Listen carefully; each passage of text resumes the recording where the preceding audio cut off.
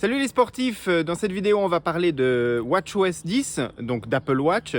WatchOS 10 c'est le nouveau système qui va arriver en septembre pour les Apple Watch et puis en particulier d'une des nouveautés qui va arriver en septembre, c'est le support natif des capteurs de puissance cycliste dans l'application Exercice d'Apple. Et donc on va découvrir tous les détails sur le fonctionnement du support des capteurs de puissance de vélo dans l'application Exercice dans cette vidéo.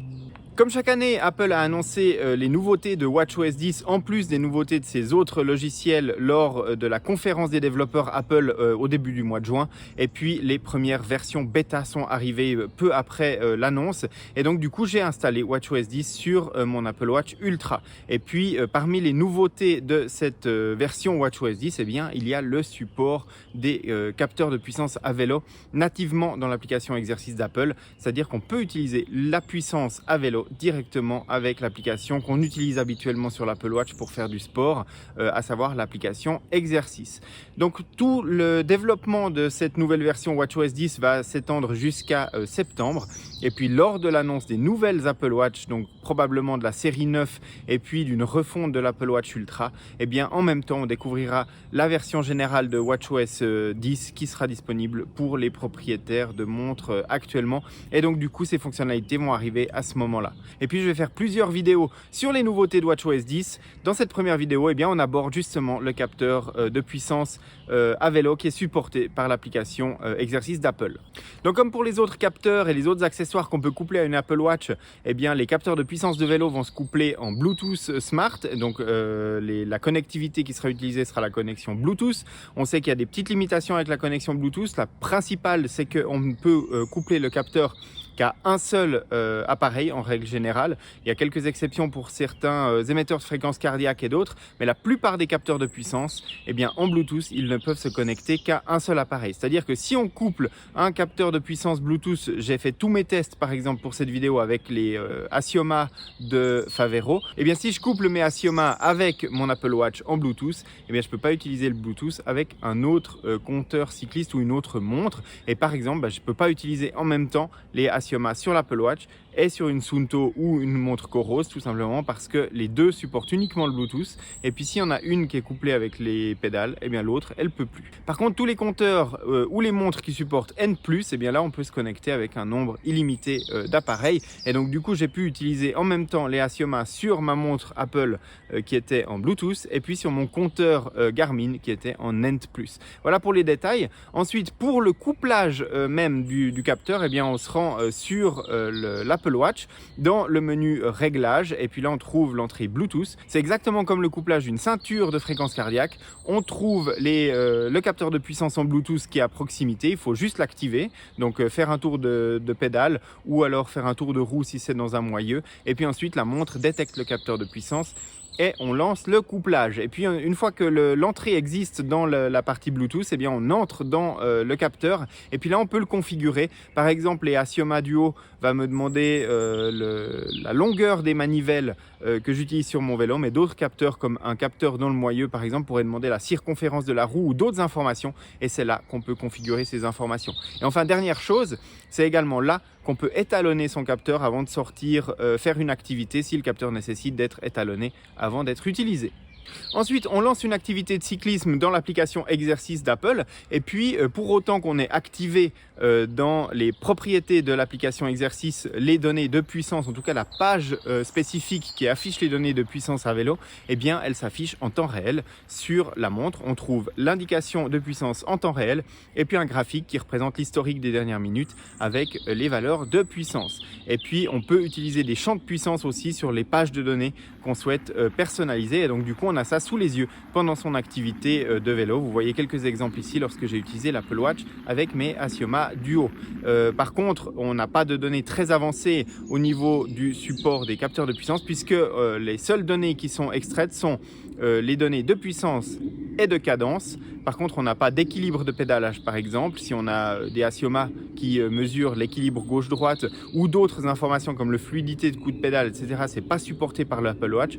Donc on a les données de puissance et puis les données moyennes qu'on peut afficher sur sa montre, mais on n'a pas les données avancées. Et évidemment que ces données, elles sont également enregistrées dans le fichier d'activité qui sera disponible par la suite.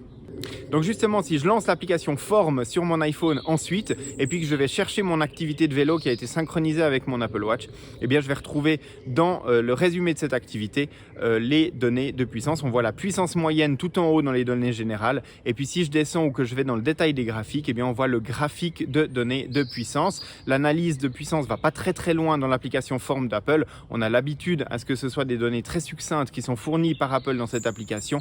Mais voilà, l'essentiel des données figure bien ici dans le résumé de l'activité. Et puis on retrouve le graphique avec les données de puissance. Donc évidemment, pour aller plus loin dans l'analyse de ces données, on va partir du système d'Apple et puis analyser les données dans d'autres applications. La première que je vous recommande d'installer sur votre iPhone, si ce n'est pas déjà fait, c'est l'application Healthfit, puisque cette application, elle permet tout simplement d'aller lire les informations qui ont été enregistrées dans l'application Form d'Apple par les activités de l'Apple Watch ou d'autres. Et puis surtout, elle permet de les réexporter dans d'autres plateformes. Et si on veut faire une analyse poussée de ces données de puissance, par exemple, on va vouloir utiliser Training Peaks ou Nolio ou par exemple le logiciel Golden Cheetah pour faire des analyses de données de puissance de cyclisme.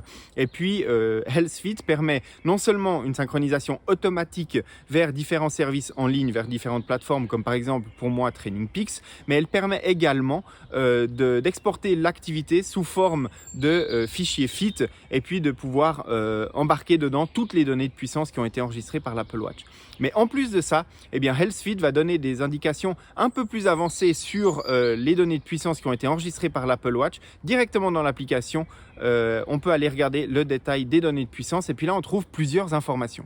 Donc on retrouve évidemment les données générales dans son activité sur la puissance, mais on trouve également le graphique des données de puissance, on trouve la distribution de puissance dans sa sortie et puis la puissance maximale moyenne répartie sur différentes périodes de temps. Et donc c'est un histogramme qu'on retrouve assez régulièrement avec les données de puissance et qui nous donne des informations assez intéressantes sur sa puissance de cyclisme. Probablement que d'autres informations vont venir se greffer en plus dans Healthfit à l'avenir, mais en tout cas l'application est déjà disponible en bêta avec ces informations là. Je remercie d'ailleurs le développeur de cette application de l'avoir mise à ma disposition pour faire les tests, notamment pour cette vidéo. Et puis tout ça, ce sera disponible au moment de la sortie de WatchOS 10 et des autres applications qui vont sortir en même temps. Vous pourrez télécharger Healthfit, mettre à jour Healthfit et puis les données de puissance de vélo seront nativement supportées par cette nouvelle version. Et puis je vous l'ai dit, depuis Healthfit, on peut exporter un fichier Fit avec les informations de puissance qui sont intégrées dedans. C'est-à-dire que c'est tout simplement un fichier qui contient toutes les données de l'activité, puis on peut les importer à peu près où on veut. Et par exemple ici, vous visualisez les données graphiques de ce fichier que j'ai exporté et on le voit dans Golden Cheetah avec toutes les informations disponibles. On voit que l'Apple Watch a enregistré en plus de la fréquence cardiaque, de la vitesse, de la puissance, on voit qu'il y a la cadence qui a été enregistrée par mon capteur de puissance et d'autres informations. Et donc tout ça va pouvoir être utilisé par d'autres plateformes. D'ailleurs, je parle de cadence. C'est aussi une nouveauté de WatchOS 10 et de l'application Exercice. Elle enregistre la cadence. On peut coupler également un capteur de cadence tout seul si on n'a pas de capteur de puissance. Les capteurs de cadence sont également supportés. C'est le cas aussi pour les capteurs de vitesse, toujours en Bluetooth. Mais par contre, les capteurs de vitesse, on ne les utilisera que dans le profil de vélo intérieur, donc le vélo indoor. Le capteur de vitesse ne sera pas pris en compte pour les activités avec GPS. Voilà tout ce qu'il y avait à savoir sur la puissance cycliste supportée désormais dans WatchOS 10 nativement dans l'application Exercice d'Apple. J'espère que cette vidéo vous aura été utile et puis si c'est le cas, n'hésitez pas à lui mettre un petit like et puis à vous abonner à la chaîne pour ne pas manquer les prochaines vidéos et puis sur nakan.ch pour des articles, notamment sur WatchOS 10 et puis les autres nouveautés. Et puis restez connectés sur les réseaux sociaux à nakan.ch pour ne rien manquer de l'actualité du sport connecté. À bientôt!